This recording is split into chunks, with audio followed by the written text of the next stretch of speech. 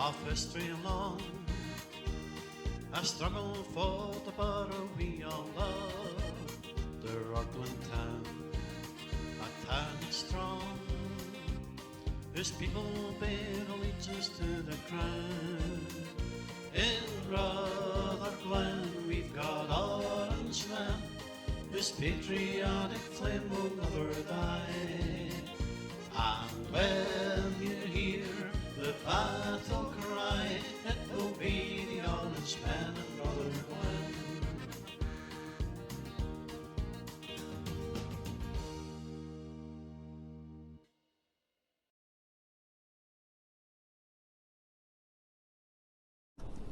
Hello and a very happy Easter to everybody at home. Thanks again for tuning in to the 8th episode of the Orangemen from Rutherglen.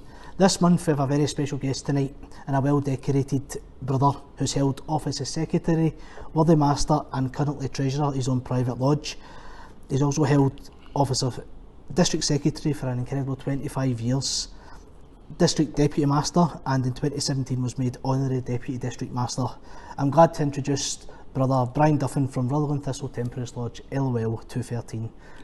Brian, thanks for coming on and joining us. I think during our recent episodes we've had, your ears must burn on this podcast because you get talked about a lot. All good, definitely, but I think everybody just... I've watched it, I've thoroughly enjoyed it. It's a good thing, it keeps people informed. But we do appreciate you coming on and agreeing to come talk to us. Just going to start back, in 1972 you joined the Orange Order when you joined LOL 169 in Govan. What attracted you to the Orange Order at the time? Well, basically in the year 71 I'd actually joined a band in Easterhouse, and unfortunately it only lasted 9 months because, as it happens with bands, it was a family orientated thing and the family fell out and the band disbanded. But I was working in Rolls Royce at the time, and I worked with a very nice Orangeman from Govan.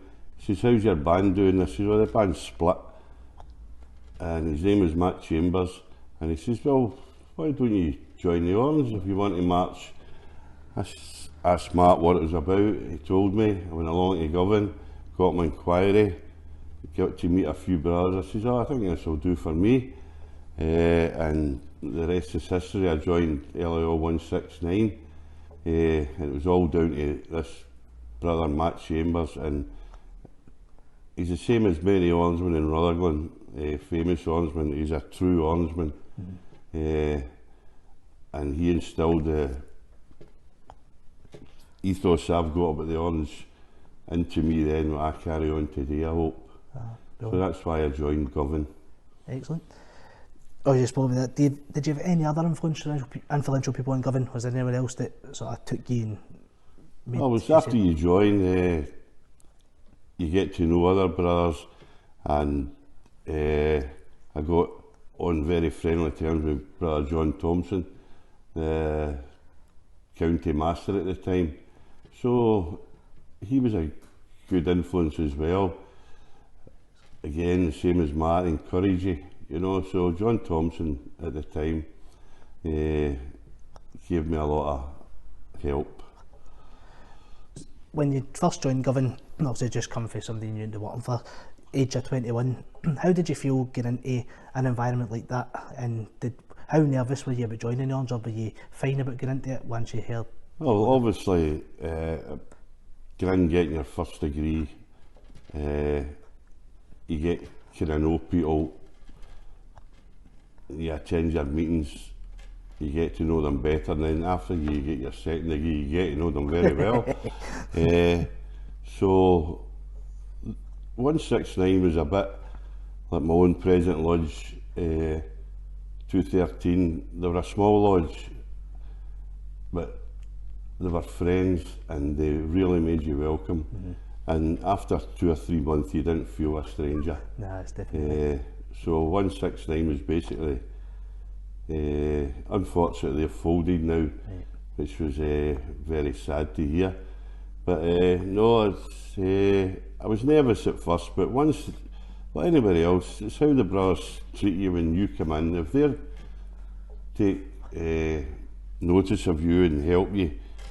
No, definitely. The shyness, 'cause I was a bit shy at that time, and the nervousness went out after 2 or 3 months. When obviously, because I always like to ask you, because I remember how the first day I stepped in the wardroom and it was daunting because I didn't know very many people and things. Did you ever feel you would be, obviously you're a well decorated Orangeman in Rutherglen and you're at Govan, but you're very, very thought of in Rutherglen. Did you ever think that first day sitting there that you would be the Orangeman that you are today? Well, the start out, you sit there and you go to meetings, and half of the district at that time in Govan was high up in the county in Glasgow. So you were sitting looking at these men like John Thompson, there was a Willie Armour, there was a Alex Savage. They were all in county and they were on the district in Rutherglen, Govan, sorry. And you looked and you heard these men speaking and orating about the Orange and about the constant, how things should be done. You were saying, well, I'll never reach that stage, But as time goes on, if you listen and these people encourage you, Definitely. at the time I didn't think of it, I says, I'll just be marching, but everything else, after you're in it a while, you say, I want to take a wee bit more than just walking the streets, No, definitely. I think that's, because everybody's that same view going, I'll just go to parades and, excuse me, and that's it. But obviously, and when I've joined 12 at the time, when I first came in, it was, I said, Dave McFarlane, Brother Brown and stuff like that was here. He's a big Orangeman, but to be going people in the county and district level, that must have been more scary than it was just. It's kind of daunting, but over time, you get your own experience and you say, well, I think I could maybe do that. And, no, definitely. And these brothers, they've taken nice, so they'll notice who's interesting or who could possibly do it, and they'll push you. No, definitely. You spoke a wee bit about the flute band you're in. Can you remember the name they were called? It was Easterhouse Rising Star. At that time there was 4 flute bands in Easterhouse. And this wee chap, Freddie Bell, and his family decided, I think they were in Easterhouse Truth Defenders, and they decided to break away and start our own wee band. And I was only learning at the time, and I was really upset after when we broke up. Freddie went away, half his family went away. I think they started a band in Garthamlet. Freddie and the other half of the family went and started one in Denison. So I said, I've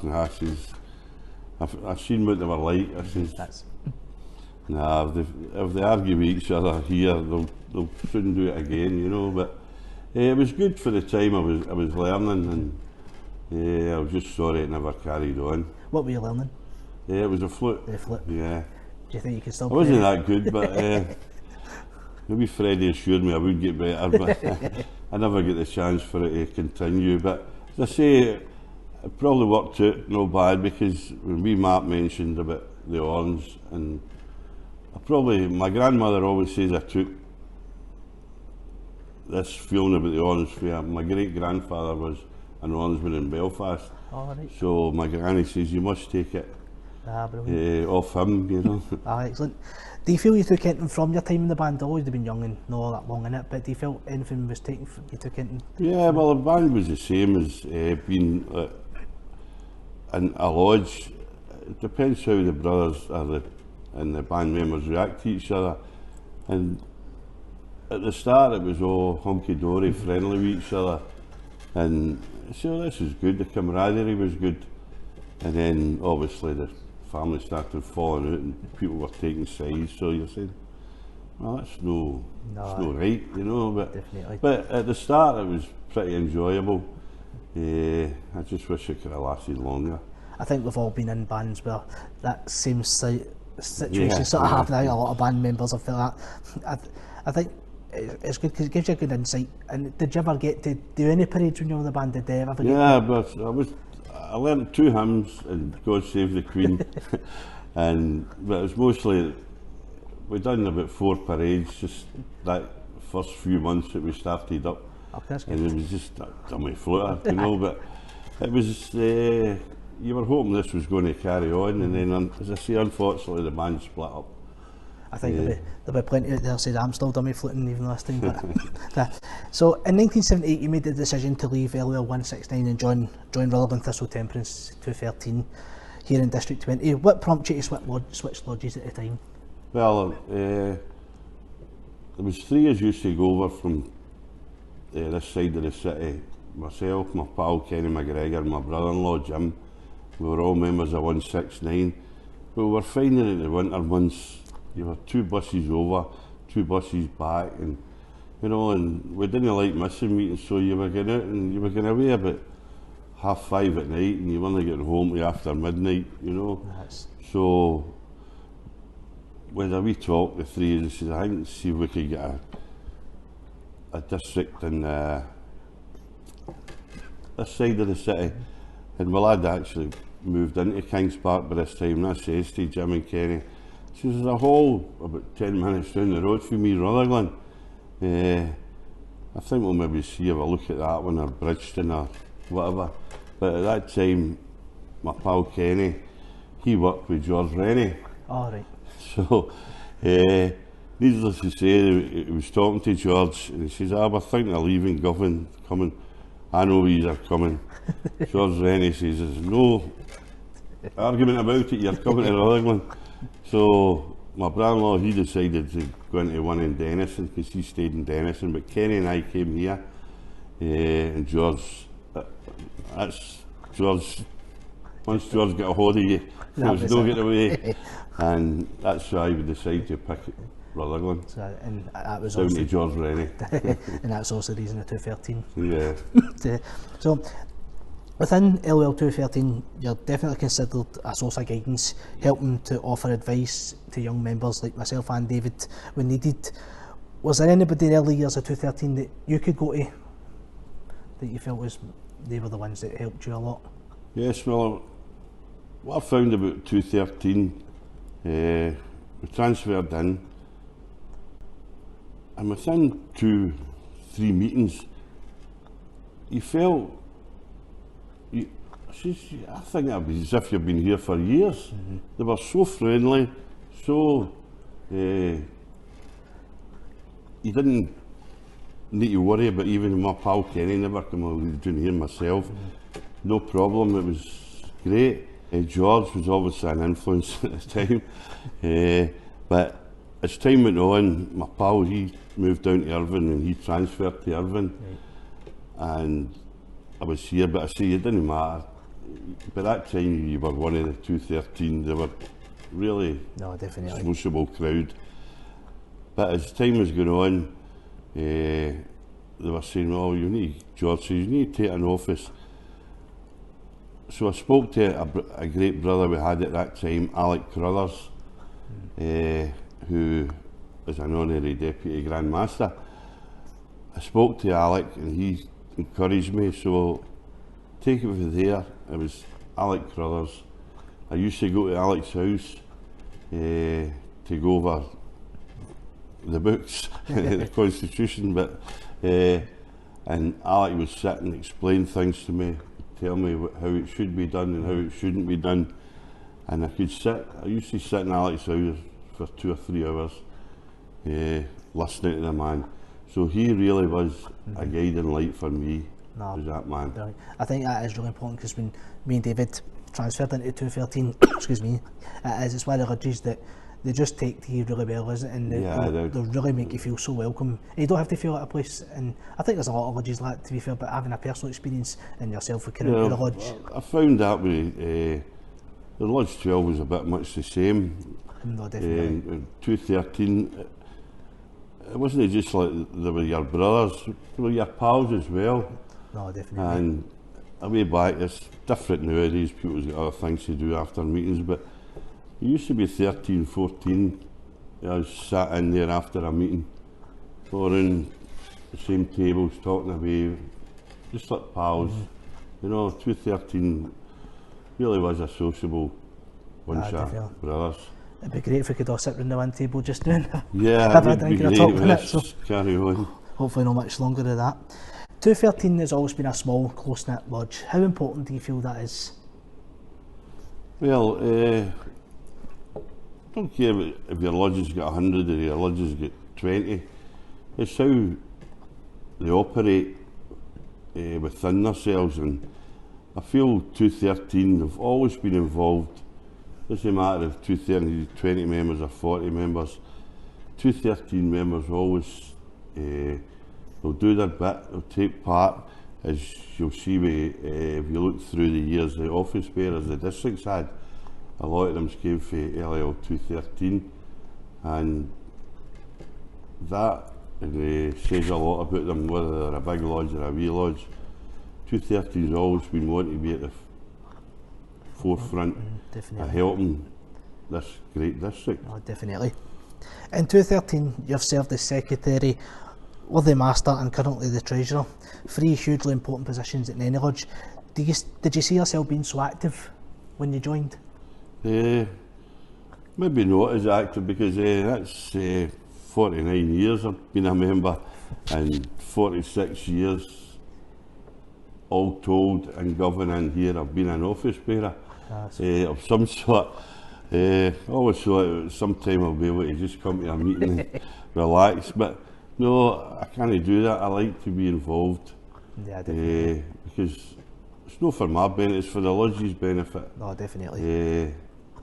And I would like maybe more young ones to be taken. He's too old now.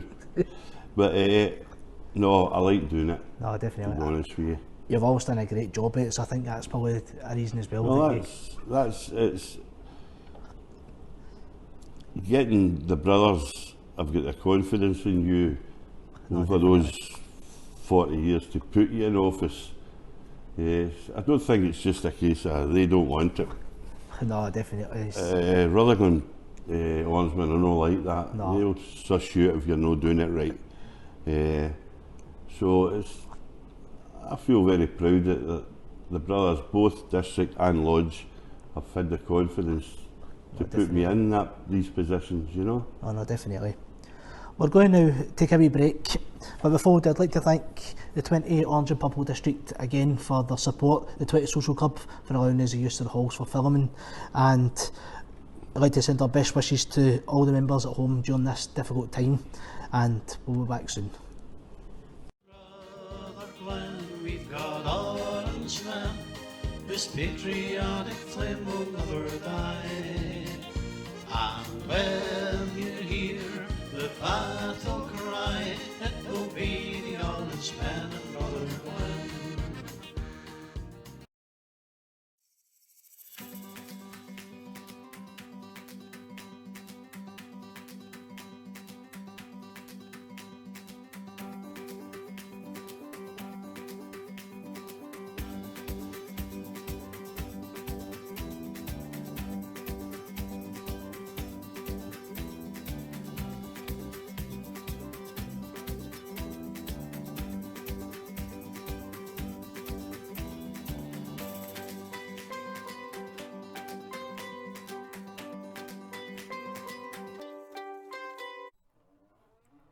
Hello, welcome to the 20 Social Club.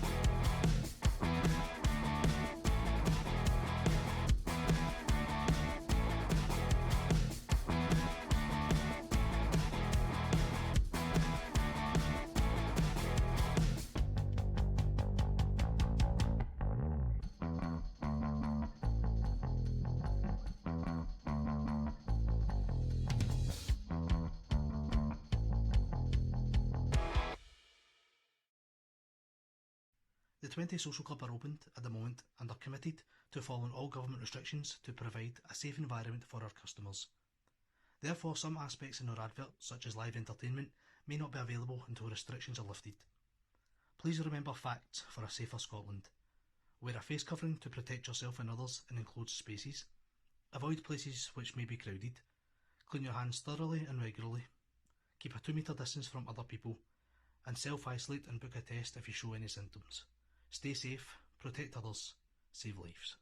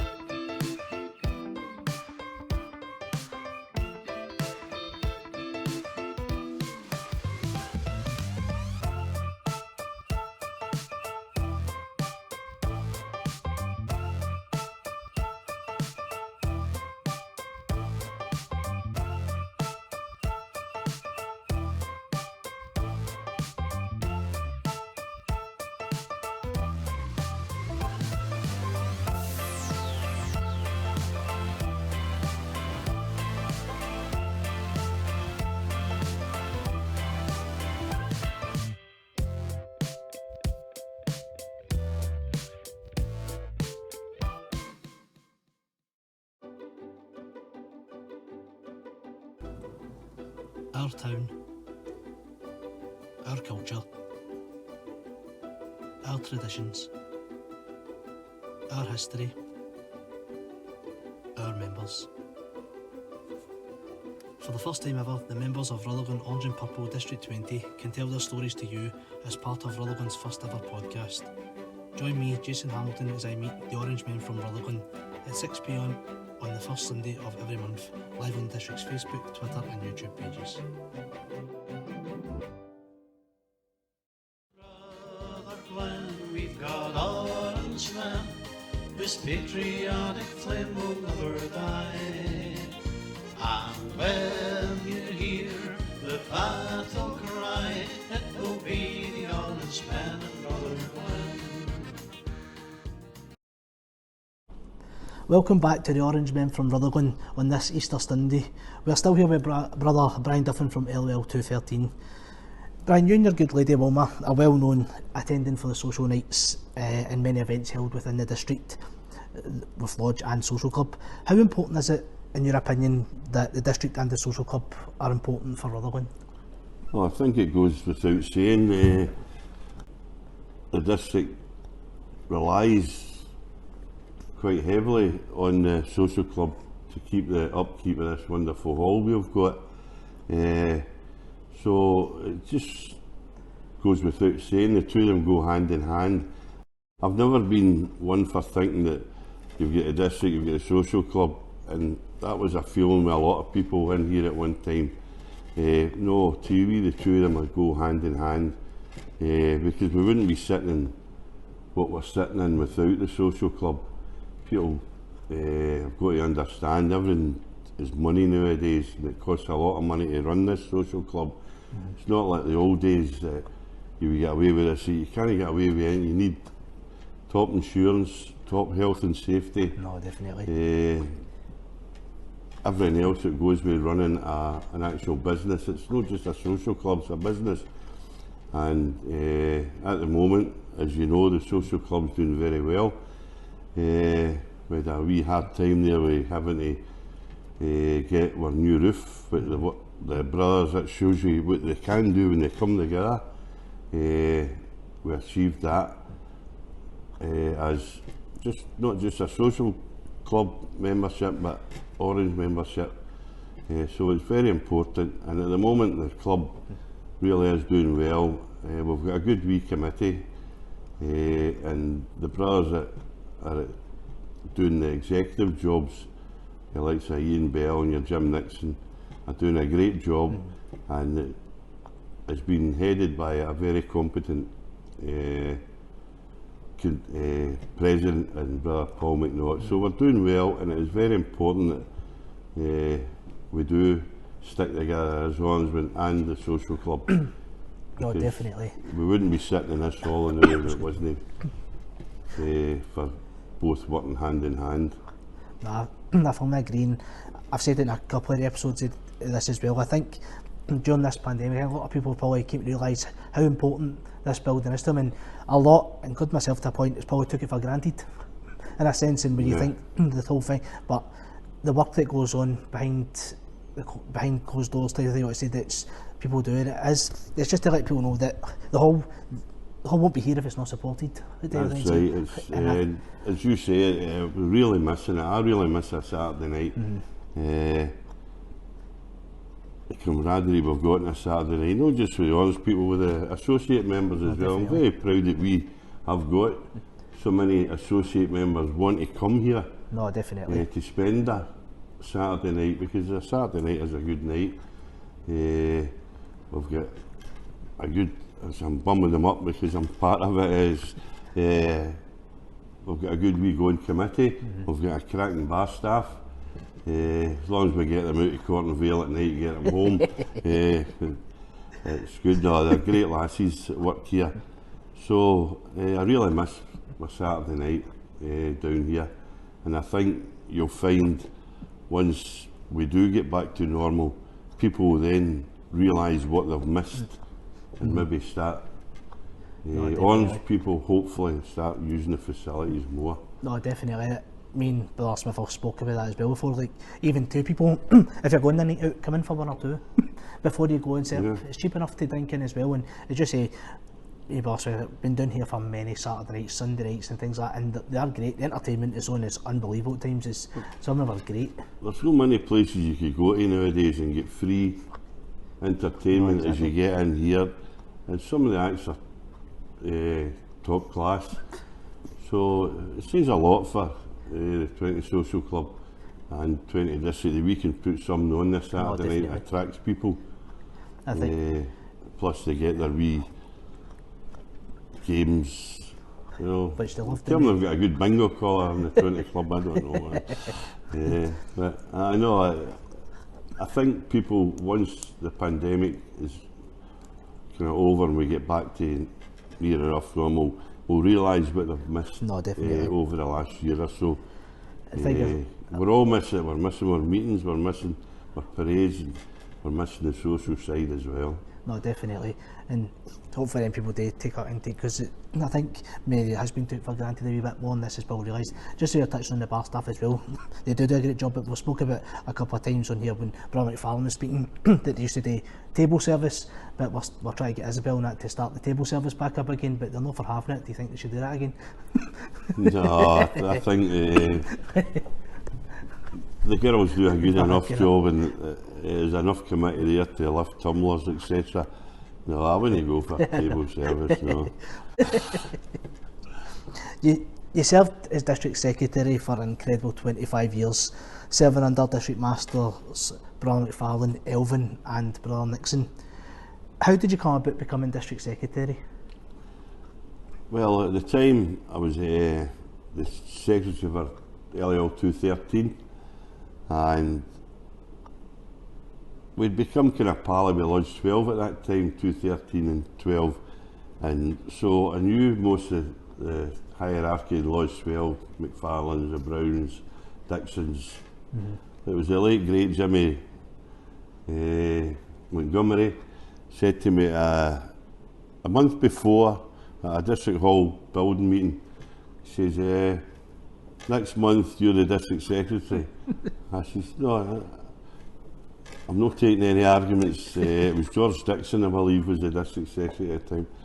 George is stepping down and I'm putting you up. And Jimmy says, and what I say goes. I says, oh, okay then. I went home and spoke over it with Wilma. She says, I go for it. And I thought, well, Jimmy will be my district master. Jimmy stood down as well, and it was Davy and I. So it was Davy McFarlane and I, two new members put into that post in the night, you know. But you needn't have worried because there was plenty around about.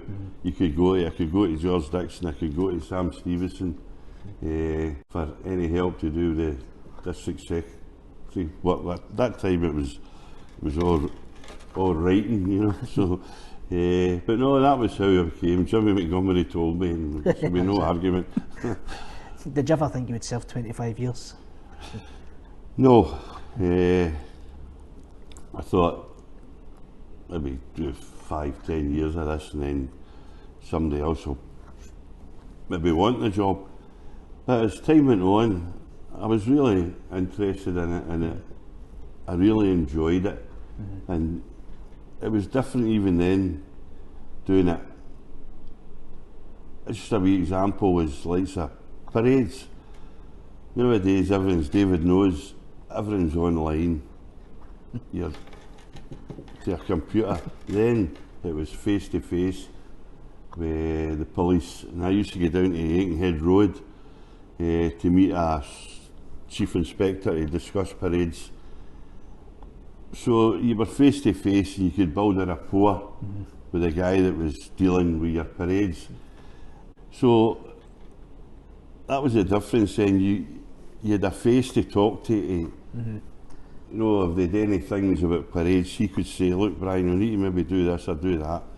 And you could say to him, well, you know, you bounce back off each other, and over the years you get to build confidence in each other. Like the difference as well with just how the eras are different, because I know like since Davis took it, he's got a good rapport with Father Hennessy up at the obviously the Roman Catholic Church up on the main street, and it's just different how, like for you there, the police was the main thing. Now there's other people you're speaking to, other people in the community that have rapport with, I know Dave's got a good rapport with the priest up, isn't it? And it makes a big massive difference because it's, they understand we're not out to just play, we're not out to beat the Pope and stuff like that. No, that's what it's not about. No, I mean, we're out to, there's a lot of other stuff, and I think with these are good with these, and people realise the hard work that goes on behind to get, like that one parade when people say goodbye, oh they're out again, but they don't realise the hours and hours that have been put in by yourselves, the office bearers in the district to get that parade, and how different relationships have to be formed as well now, and it's good to see that.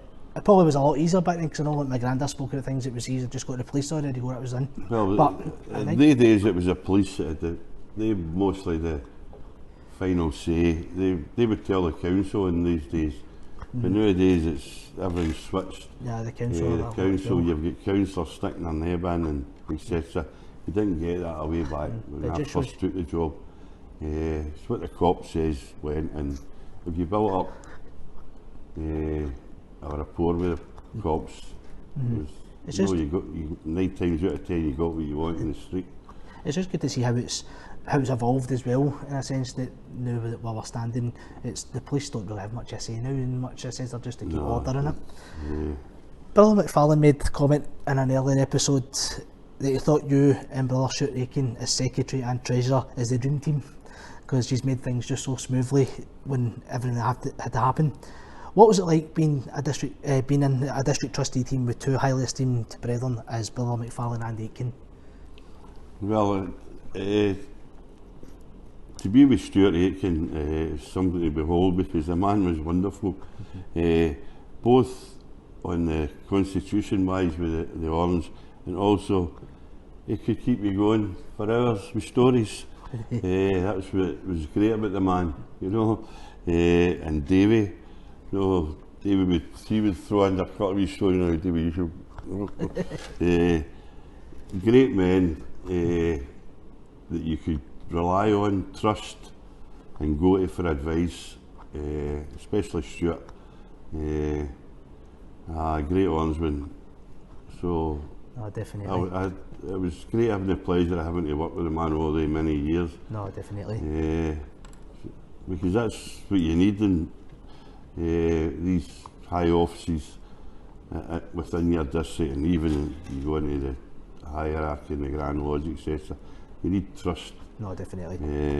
And that's one thing about David McFarlane and the other worthy district master and Stuart Aitken as your treasurer. You could trust that man to the hilt. It's a massive important part in it. The trust does have to be there because, as I say, just do it all for free. So you have to make sure that you're on the same page. You do for the love of it. You're not looking for any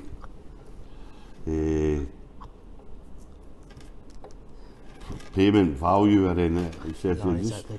You do it for the love of the Orange and getting the respect of your members. That's your payment. You know? Definitely. During your time as secretary, was there any memorable event that stood out to you during your full time? Was there anything that you stood like, maybe a opening a lodge or a parade that you done? Was there anything that stood out to you? Oh well, obviously the things stick in your mind that you go through, like becoming master, say being asked to be the district secretary, blah blah, etc.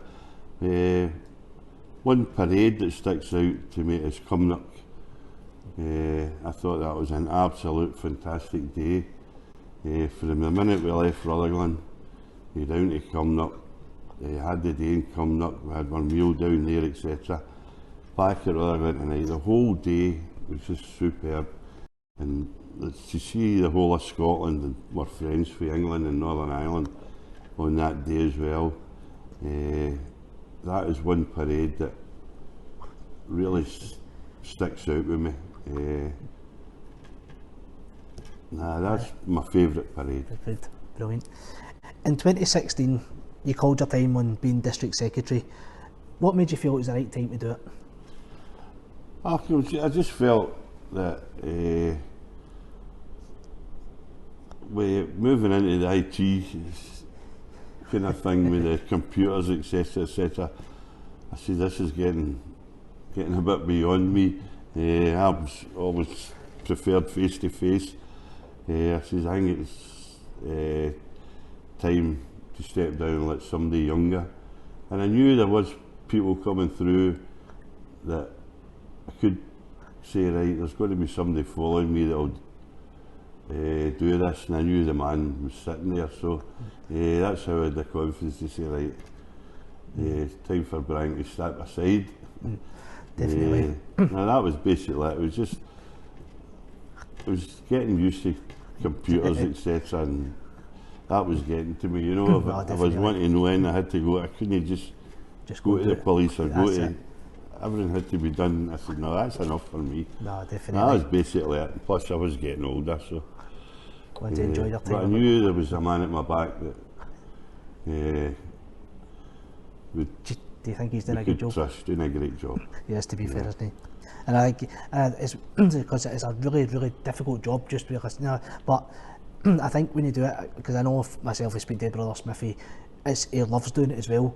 And I think it's something, like you said earlier on, you love doing it. It does, it gets to you, you know. And, plus the fact, you know everything that's going on in the district.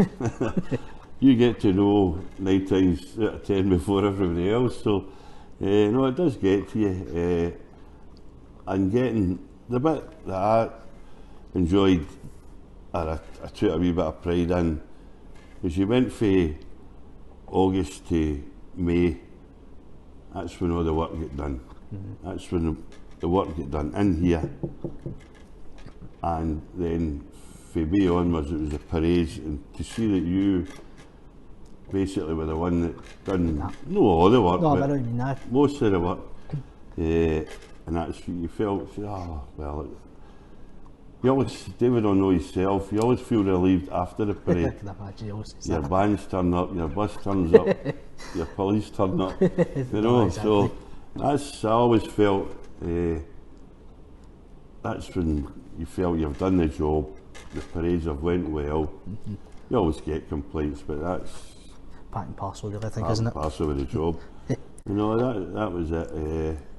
As a wee orangeman once says to me, he says, Brian, he says, the parades are the icing on the cake. He says, but you've got to bake the cake. And that was done between August and through the cold winter months, getting everything sorted, getting everything in place for the parading season, you know. That's a great way of saying that, isn't it? Actually, Aye, it actually it's- makes it sound perfect, doesn't it? Looking back at nearly 50 years as an Orangeman, what's your best highlights of your time of being in the Orange? Basically, I've enjoyed every year. Always crops up, and it was proud of you. We put in worthy master. Proud of you. We made the Queen's to be a secretary for so long in other offices. But the thing that really made me proud was getting that the Honorary Deputy District Master. That, to receive that for the brothers and sisters at Rutherglen, I was really chuffed that day. That's definitely I a don't testament. mind saying, and that'll stick with me, that to give me that honour.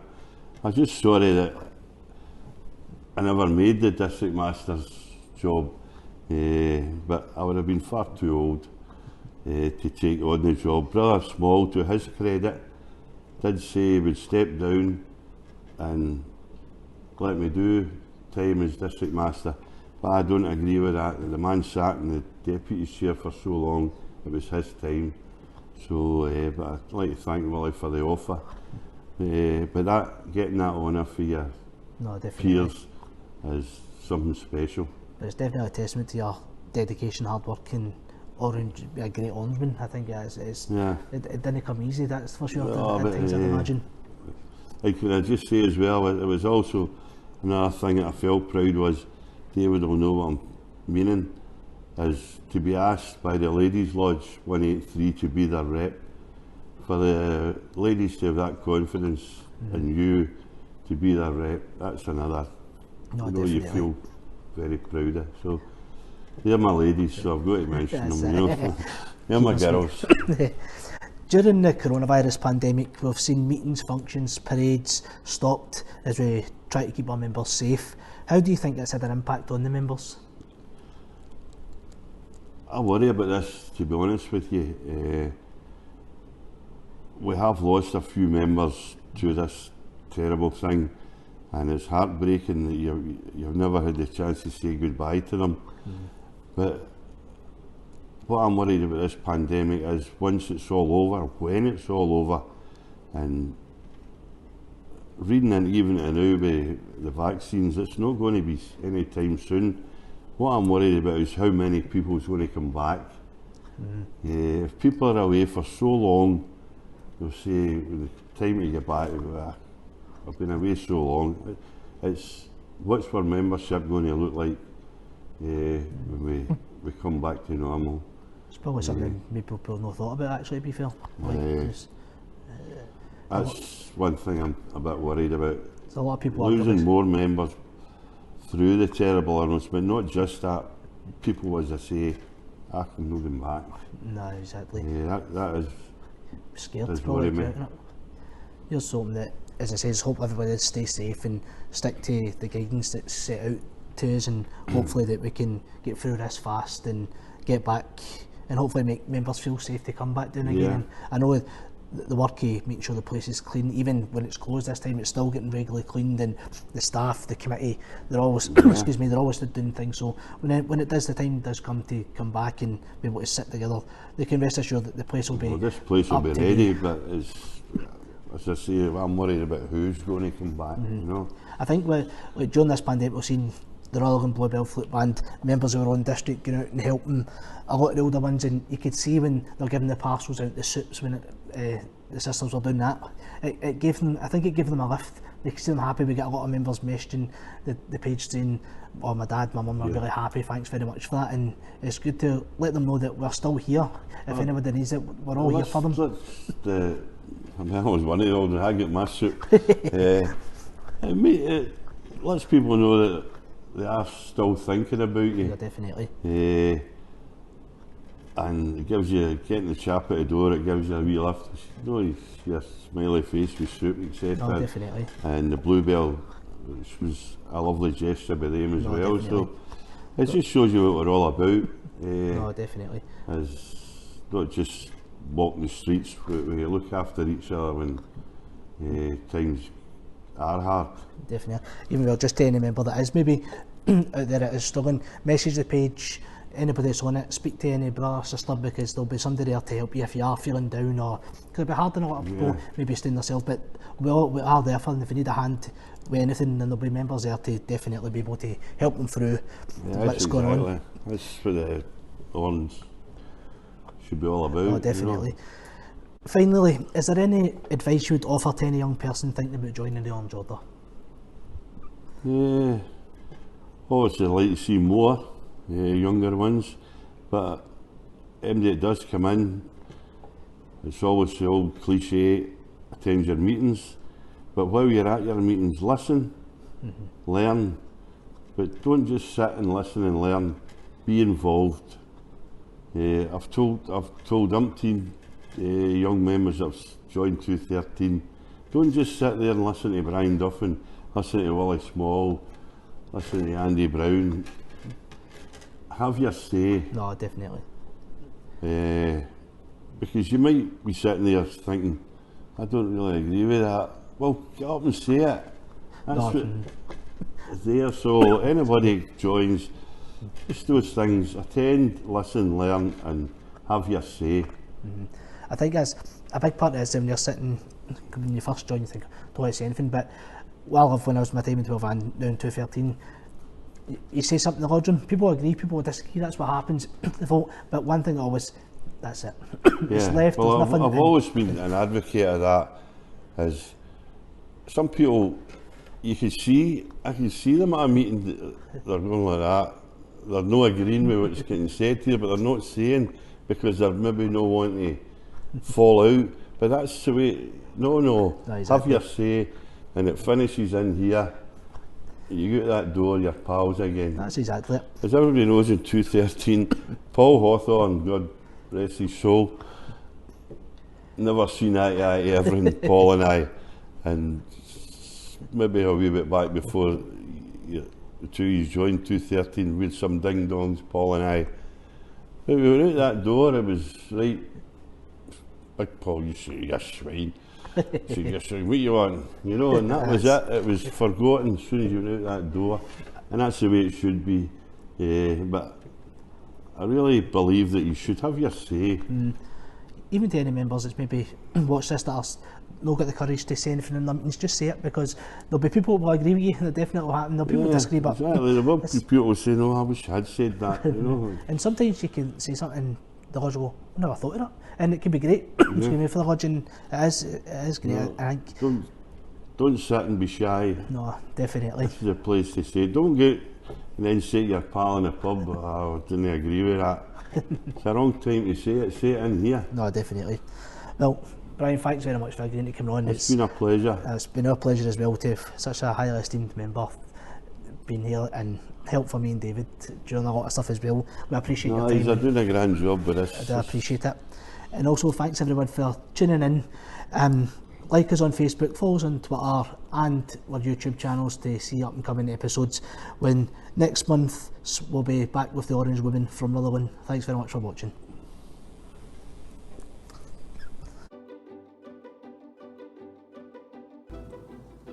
Our town, our culture, our traditions, our history, our members. For the first time ever, the members of Rutherglen Orange and Purple District 20 can tell their stories to you as part of Rutherglen's first ever podcast. Join me, Jason Hamilton, as I meet the Orangemen from Rutherglen at 6 p.m. on the first Sunday of every month, live on the district's Facebook, Twitter and YouTube pages.